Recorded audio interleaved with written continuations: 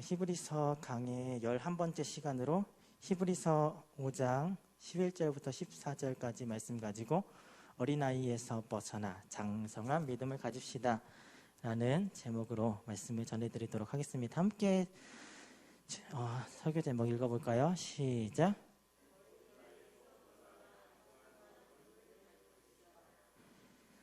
앞서 히브리서의 저자는 이 히브리서의 수신자들에게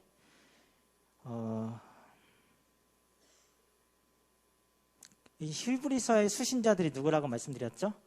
그리스도인이 된 유대인들이 이 히브리서의 수신자들이라고 말씀드렸죠.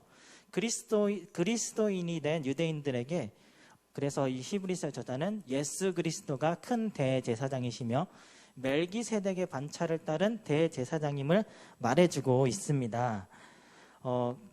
그리고 이 멜기세덱이 누구인지, 왜 예수님이 멜기세덱의 반차를 따른 대제사장이신지에 대해서 더 자세하게 설명을 해주고 싶었는데 바로 이야기하지 않고 중간에 다른 이야기로 빠져요. 지난주 본문 말씀 마지막 말씀이 히브리서 5장 10절에 하나님께서 멜기세덱의 반차를 따른 대제사장이라 칭함을 받으셨느니라, 하나님께 대제사장이라는 칭하심을 받았다라고 이렇게 말씀이 끝났어요. 지난주 본문 말씀에서요. 그러면은 이 멜기세덱에 관해서 설명할 때 7장 1절로 바로 건너뛰면은 쭉 이어져요.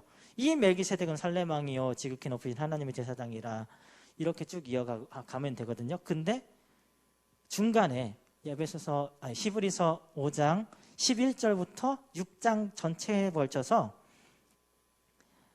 멜기세덱 사이에 부가적인 이야기를 히브리서 저자는 얘기를 합니다.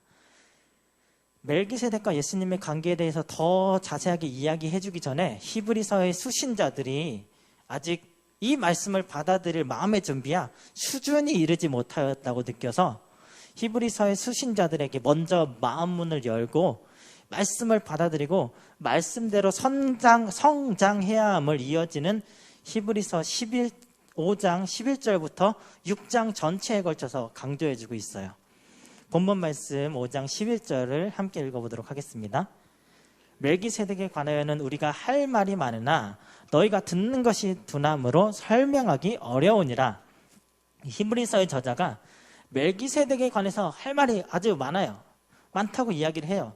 그런데 이 멜기세덱과 예수님의 관계에 대해서 더 깊이 있게 자세히 이해하도록 설명해 주고 싶은데 이 히브리서를 받는 그 수신자들이 그 말씀을 받아들일 준비가, 이해하고 그 말씀을 적용하고 살아갈 준비가 되어 있지 않다고, 듣는 것이 둔한 상태라고 지금 설명해 주기 힘들다, 어렵다라고 얘기를 해주고 있어요.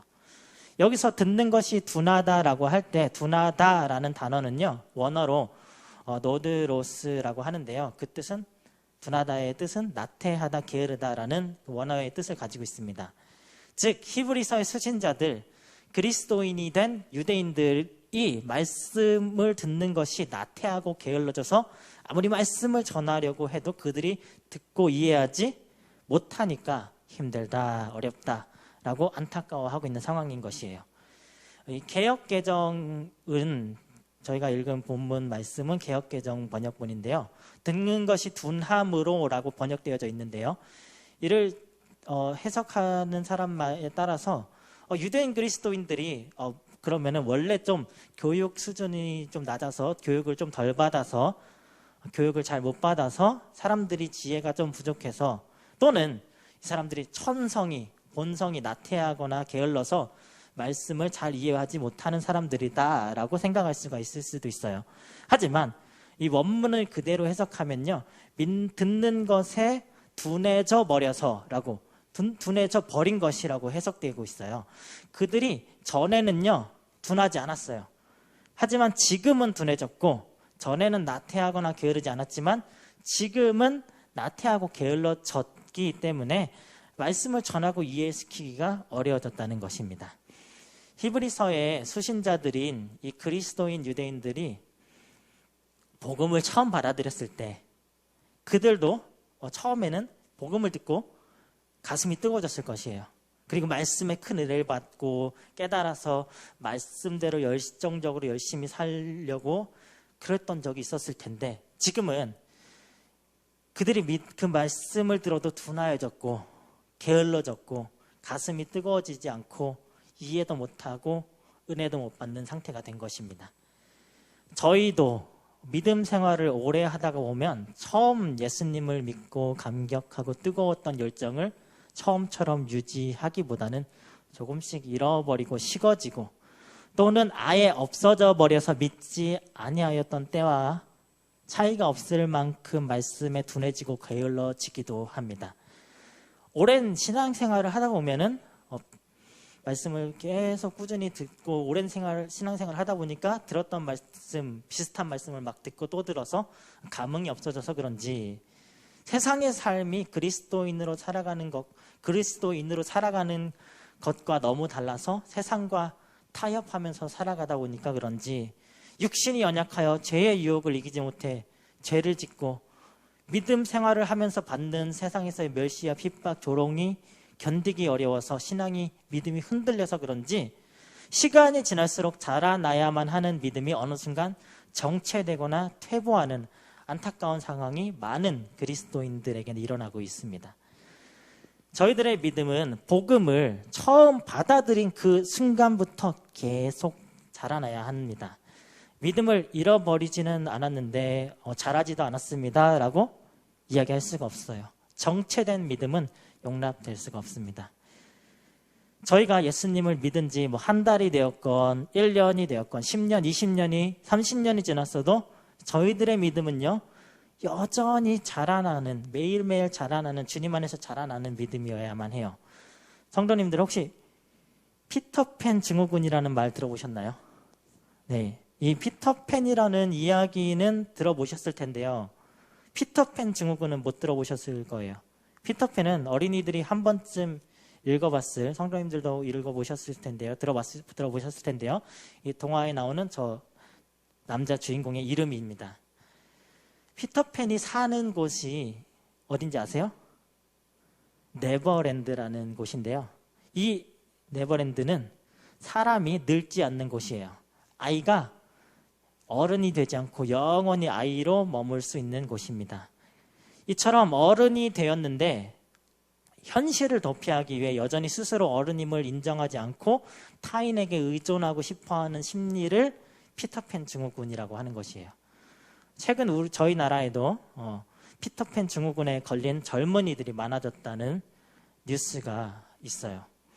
다 큰 어른이 됐는데 여전히 자기 일을 스스로 할 줄 못하는 거고요.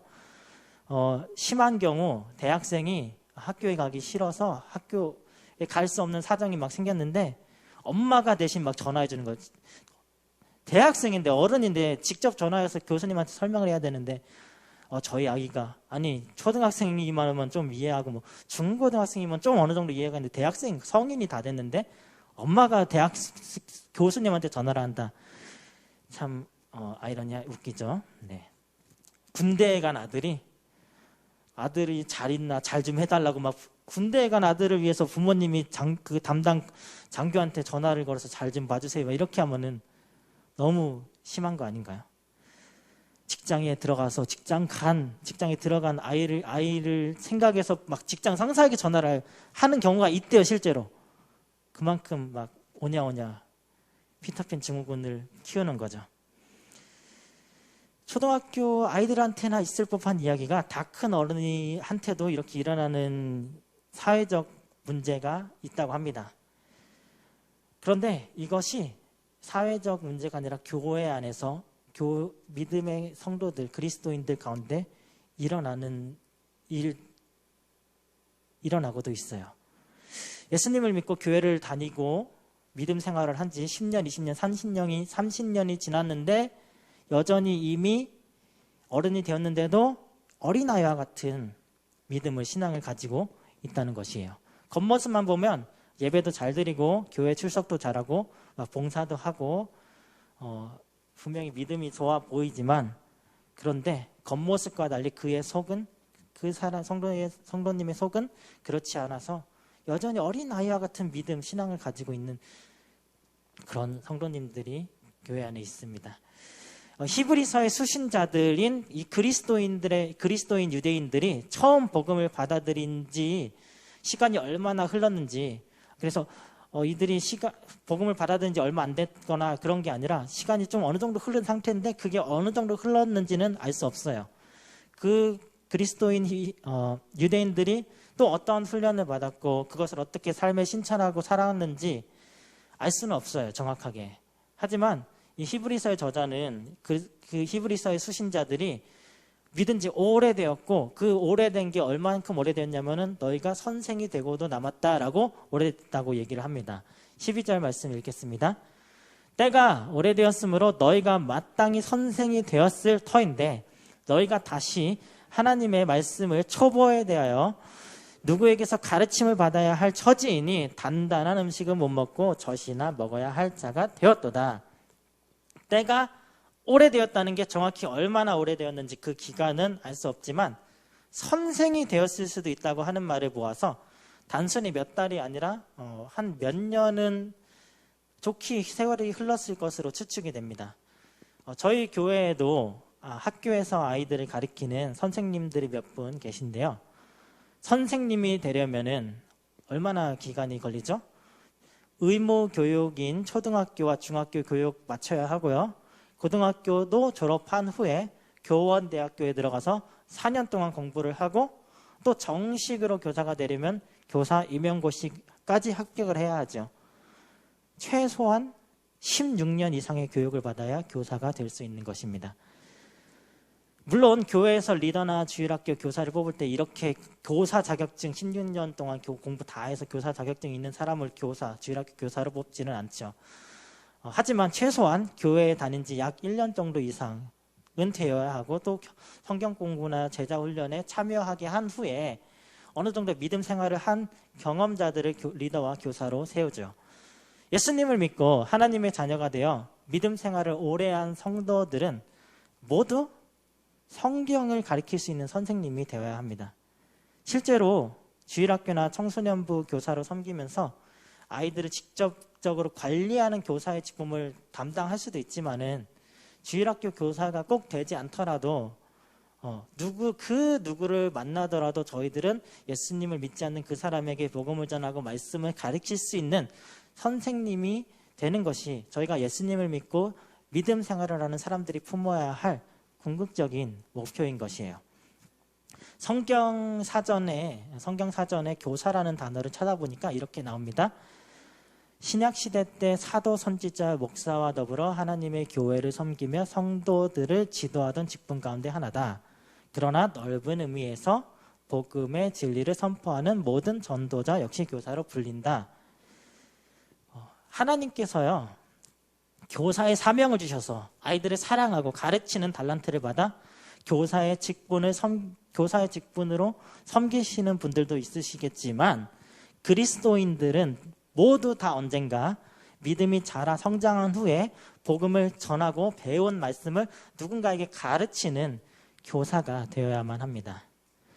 그러므로 믿음 생활을 오래 하셔서 선생님이 되신 성도님들께서 주일학교 교사로 섬겨주시겠다고 자원해 주시면 정말 환영해 드리겠습니다.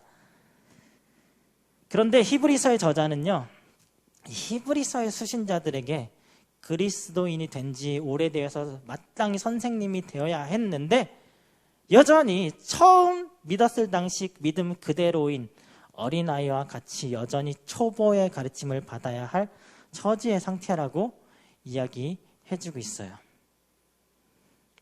여기서 초보라는 말은요, 원어로 스토이카이온이라고 하는데 초보란 입문, 기본, 기초라는 뜻을 가지고 있습니다. 저희가 초등학교에 입학해서 가장 제일 먼저 배우는 게 무엇이었나요? 바로 글을 읽는 법, 한글을 배웠습니다.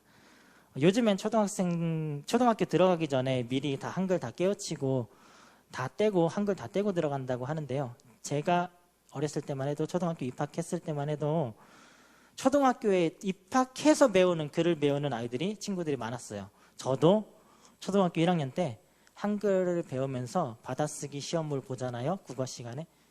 빵점, 10점, 막 20점. 받아쓰기를 막 그렇게 받았습니다. 점수를 받았어요.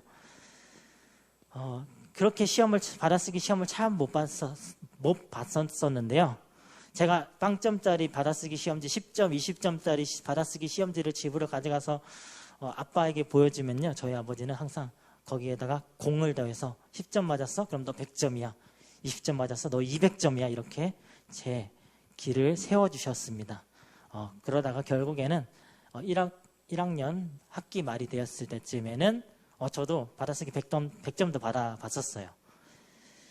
이렇게 모든 교육의 입문이고 기본이고 기초인 한글 배우는 거 너무 중요하고 필수인 초보이지요. 사실 이 한글만 알고 있어도, 한글만 알아도, 읽고 쓸 줄만 알아도 이 세상을 살아가는데 웬만한 무리 없이 살아갈 수가 있을 것입니다. 한글을 어렸을 때 배우지 못한 할머니, 할아버지들이 까막눈으로 평생을 사시다가 늦깎이 공부를 하시고 한글 공부를 하시는 이야기를 TV에서 간혹 보게 되죠. 그렇다고 저희가 한글을 배웠다고 더 이상의 배움을 필요로 하지 않고 또 저희들의 자녀를 한글만 가르치고 교육을 멈추는 그런 부모가 없죠. 학교 안 보이는 너 한글 알면 돼 라고 학교 더 이상 안 보내는 부모가 없지요. 한글은 기본이고 기초이고 그 기본인 기초인 한글을 사용해서 알아서 그 이상의 더 다양한 학문을 배우게 되고 세상을 더 넓고 다양한 시각으로 바라보며 잘 살아가라고 초등학교 6년, 중고등학교 6년, 또 대학교 4년 공부를 하고 그 와중에 또 피아노 학원, 태권도, 미술 학원 등 끊임없이 계속해서 배우게 공부를 시키죠. 믿음 생활도 마찬가지입니다. 말씀의 초보인 복음을 듣고 배우고 믿고 습득했다고 구원받았다고 끝나는 것이 아니라 더 심오한 깊고 심오한 하나님의 말씀을 배워나가는 진리를 깨우쳐 나가는 성장해가는 믿음 생활이 반드시 필요하고 그 말씀 듣고 배운 말씀대로 살아가도록 실천하면서 살아가는 내 삶에 적용해가면서 살아가는 믿음 생활이 필요한 것이에요. 그렇지 못한다면 저희는 여전히 단단한 음식을 못 먹고 젖이나 먹어야 하는 처지가 될 것입니다. 13절 말씀을 읽겠습니다. 이는 젖을 먹는 자마다 어린아이니 의의 말씀을 경험하지 못한 자요. 젖은 정말 중요한 것이에요. 어린아이는, 아기는 젖밖에 못 먹어요. 그리고 그 젖 안에는 아이에게 필요한 모든 것이 들어있죠. 아기는 젖을 통해서 수분도 공급받고 영양분을 공급받아 성장을 하게 됩니다. 하나님께서 어떻게 이렇게 놀랍게 이렇게 생명을 창조하시고 그 생명이 계속 자라나게 하시는지 이 생명의 탄생과 그 성장 과정을 생각해 보면 정말 살아계신 하나님이 놀라운 섭리에 감탄을 하게 되죠. 아이가 엄마 뱃속에서 9달 동안이나 자라나서 태어난 후에 유일하게 먹을 수 있는 것이 액체로 된 젖인데 엄마는 아이를 낳게 되면 자연스럽게 젖이 나오게 되고 아기는 그 엄마의 젖을 먹고 하루가 다르게 날로 자라게 되더라고요. 우리 예담이가 이제 2돌이 다 돼가는데요. 그 작고 작았던 아이가 어느새 젖만 먹고 벌써 저렇게 컸어요. 이제는 젖을 먹고 자라다가 어느 순간 섰어요. 그리고 선 것도 막 기특하고 신기했는데 막 걷고 요즘에는 이제 젖을 안 먹고 이제 밥도 먹고 이제 단단한 것을 좀 먹게 됐습니다. 하지만 여전히 자기 전에 막 분유 타주고 그거 먹어야지 잠을 자더라고요. 젖을 먹고 자라 성장했으면요. 이제 저희는 성장했으면 단단한 음식도 먹을 줄 알아야 해요. 몸은 어른이 됐는데 여전히 젖병 물고 분유를 타먹고 있으면 안 되겠죠. 예수님을 믿은 지 1년 지나고 5년 지나고 10년, 20년이 지났는데 아직도 성경 말씀을 예수님이 오셔서 십자가에 달려 죽으시고 부활하셨다. 이 기초에만 머물러 있으면 안 되는 것입니다. 저희도 처음엔 복음의 이 초보의 말씀을 젖으로 먹고 영적인 어린아이의 상태로 새롭게 거듭났습니다.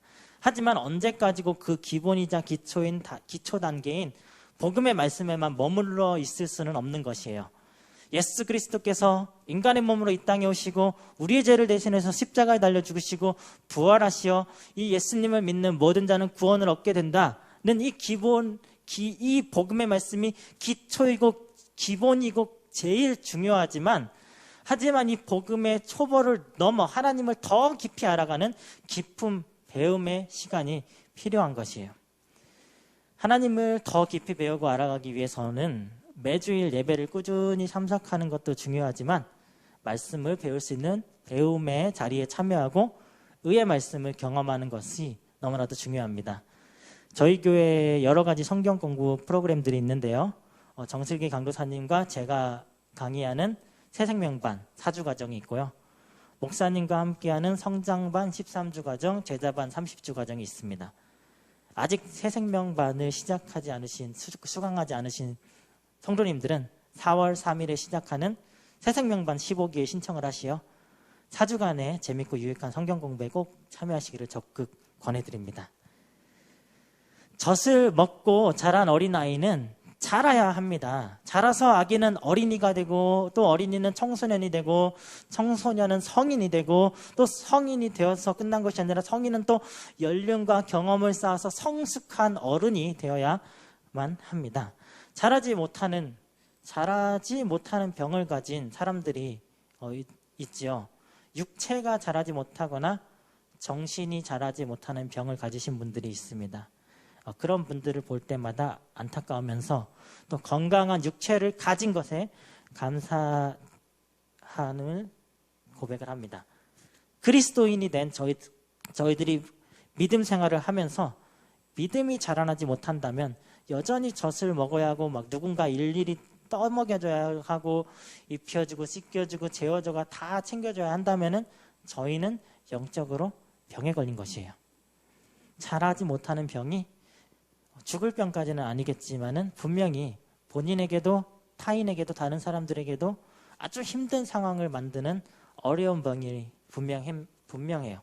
혹시 예수님을 믿은 지 오래되었는데도 나의 믿음이 자라지 않는 것 같은 성도님들이 계시다면 저희들은 어떻게 해야 돼요? 얼른 병이 걸리면 어떻게 하죠? 얼른 병원으로 가야 되잖아요. 영적인 병에 걸렸을 때도 병원에 가야 합니다. 그리고 약을 드셔야 하는데요. 그 약이 뭐죠? 바로 구약과 신약이라는 하나님의 말씀의 약을 먹어야 하죠. 받아야 합니다. 그 약을 받을 수 있는 성경 공부에 참여하시기를 축복합니다.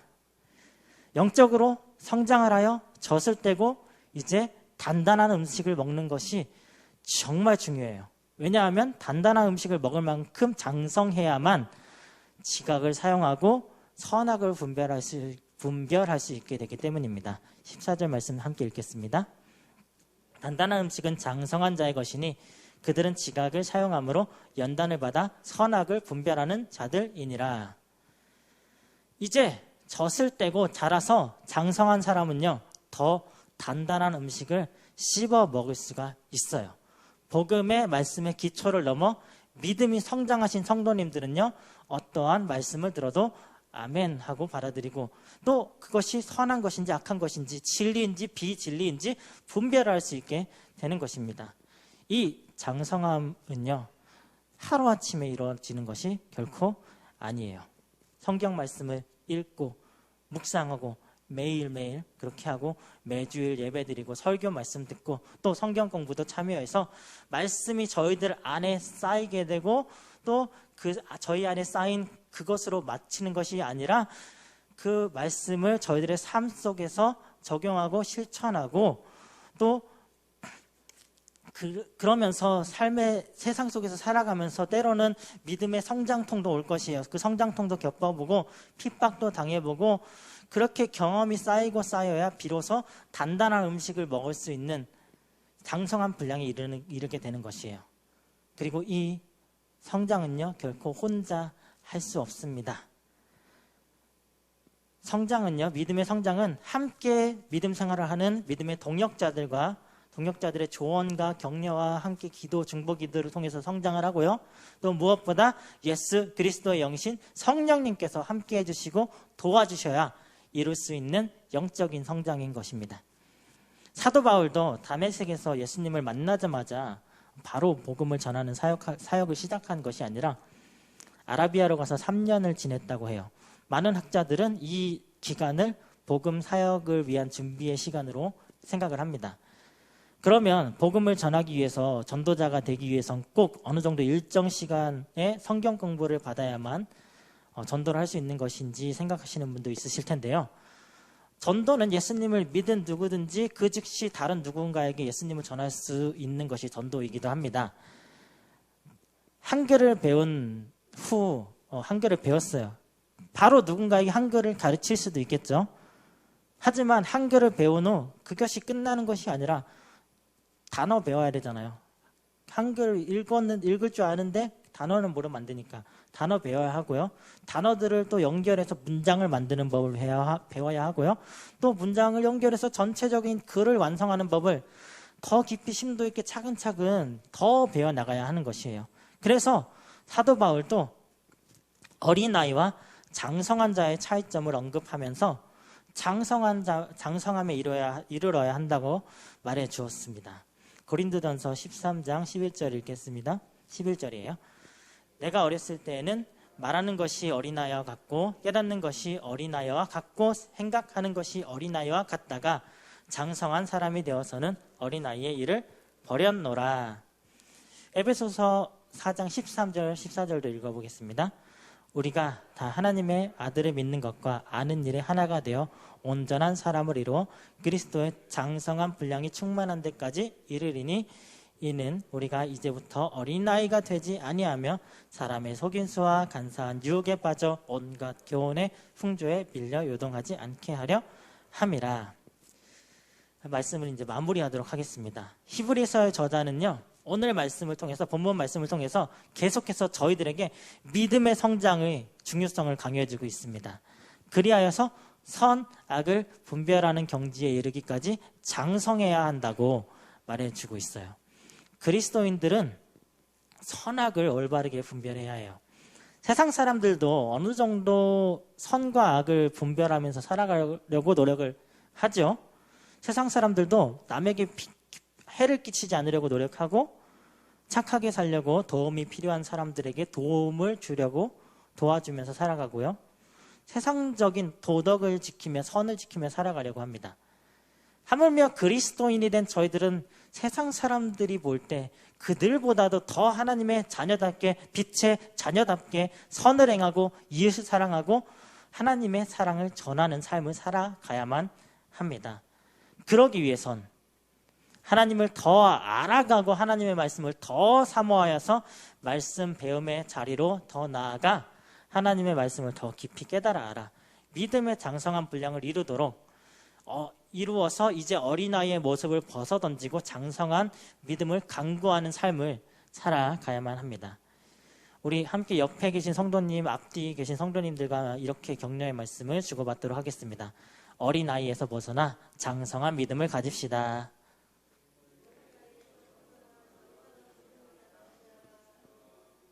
아멘. 이제 말씀을 듣고 지식으로만 깨달아 알아 머릿속에만 말씀을 채우는 것이 아니라 듣고 깨달은 말씀 그대로 적용하면서 살아. 그 말씀이 내 삶에 적용이 되고 경험이 되어서 말씀으로 매일 자라가 더 이상 어린아이와 같은 믿음이 아니라 장성한 어른의 믿음을 가지시는 성도님들이 되시기를 주님의 이름으로 간절히 축복하며 기도합니다. 기도하시겠습니다.